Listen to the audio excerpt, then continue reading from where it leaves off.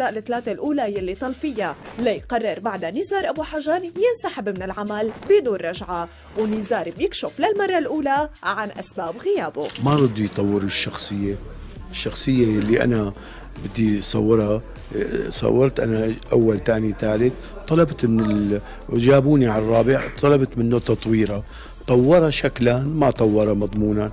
يعني قلت له أنا ما بدي بيع بليلة، بدي بخبأ، بدي يصير بخاخبأ. ساوالي إنه الشكل بيبخبأ، إلا إنه المضمون ضل مثل ما هو، فأنا رفضت أشتغل. بس تم استخدام هاي الشخصية بالنمس. طبعا جاب، طبعا إجباري بده يجيب، يعني إجباري جاب بدالي وتحت مسمى النمس. واحدة من الاقتراحات اللي طرحها نزار ليرجع لباب الحارة إنه يتزوج من إحدى نساء حارة الضبع. بالجزء الرابع طلبت من الأستاذ بسام إنه يطور الشخصية، وقال لي شلون بتطورها؟ قلت له بدي أتجوز سعاد. قال لي شو بدي أتجوز سعاد؟ رفض. وأكد نزار إنه محاولات العودة بالجزء السادس كانت بوساطة من أبو عصام الفنان عباس النوري، ولكن تطورات الشخصية ما كانت بترضي طموحاته. طلب مني عباس النوري شخصيا، بوجه له رسالة للأستاذ عباس النوري، طلب مني أرجع على باب الحارة. قلت له برجع أنا على أساس بس بدي أشوف النص، عرفتي علي شلون؟ فقال إيه خلاص.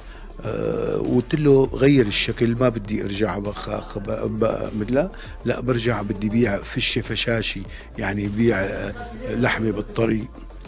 قال لي ايه، كتبوا النص، عرفتي علي شلون؟ وإذا اعطوني اياه طلعت هيك لقيته على الورق كومبارس. فانا كثير تضايقت، كثير قد ما قلت لك. يعني انا حسيت انه عم يتآمروا على ابو غالب، كانه بدهم يحرقوها للشخصيه، لانه كتبوها شخصيه لقلوقه يعني لناس ثانيين. فما قلت له مستحيل، غير بدل. قلت له قام قال لي بدنا اياك. قلت له طيب بقدم لك اقتراح، بتوافق عليه هالحدث بتعطيني اياه بشتغل هالشخصيه. قال لي شو هو؟ قلت له بدي طعمي الحاره لحم حمير. على فكره عم حكيكي جد. قام راح استشار بسام، قال له لا، لانه هذا الحدث بيساوي ابو غالب، فهمتي علي؟ لو كان الدور قصير، لو كان كذا، بيساوي ابو غالب. ورغم انتقال العمل لشركة قبند، لكن الخلاف على النص ضل مرافق نزار ليكون سبب رفضه.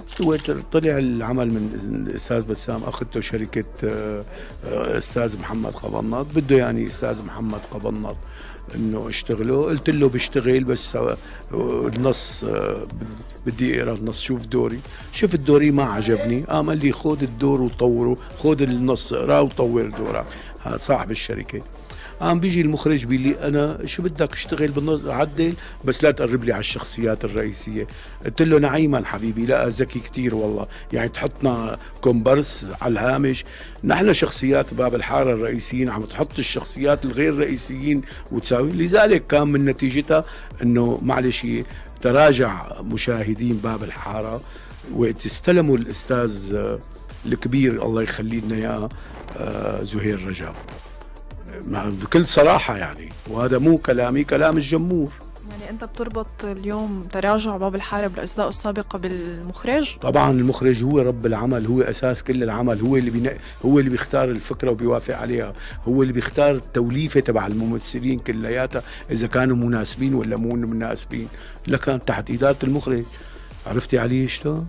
لكن مين مسؤول إذا فشل العمل أو نجح العمل؟ الممثلين، الكاتب. هو ممثل بيجي لحاله بيمثل، ولا بإدارة المخرج بيمثل؟ يعني فريق كرة القدم مين بيجيب اللعيبة؟ المدرب. والمخرج هو اللي بيجيب الممثلين، بده يجيب الممثلين الكفء المناسبين. إذا وبده يجيب الفكرة ويقبل بالفكرة المناسبة. وبعد كل سنوات هالغياب، عودة أبو غالب لباب الحارة كانت بفكرة منه طرحها على صناع العمل يلي تبنوها وحولوها لحدث درامي ببرر رجعته. بده يتفاجأ الجمهور، بده يتفاجأ، لأنه أنا الحدث بتجوز وحدة عمرها 19 سنة، يعني أنا قد جدة، ومن خلال زواجي للبنت بيخلق أحداث، بيدمر الحارة، بيطول يعني بيحرك الحاره كلياتها، وبيتاثر فيه كمان الشخصيات، بعض الشخصيات الرئيسيه، فهي نتيجة حر.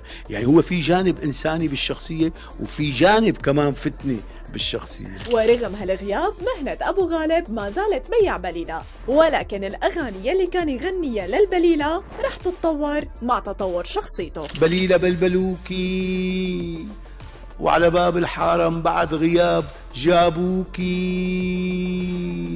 وأهرموكي وعذبوكي وبكوكي، وبنت عمرها 19 سنة جوزوكي ويا ريتهم ما جوزوكي. بليلة بليلة بلبلوكي.